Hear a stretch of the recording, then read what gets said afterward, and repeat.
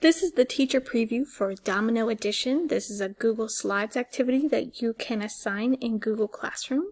This is simple addition, so anything under 12.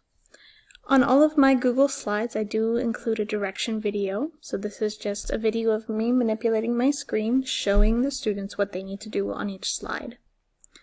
And then the following slides, there are 20 practice slides for them to look at the domino and then create an addition sentence. So they're going to be putting 6 here. They just double click, type in a 6 on their keyboard, and then they're doing a 1.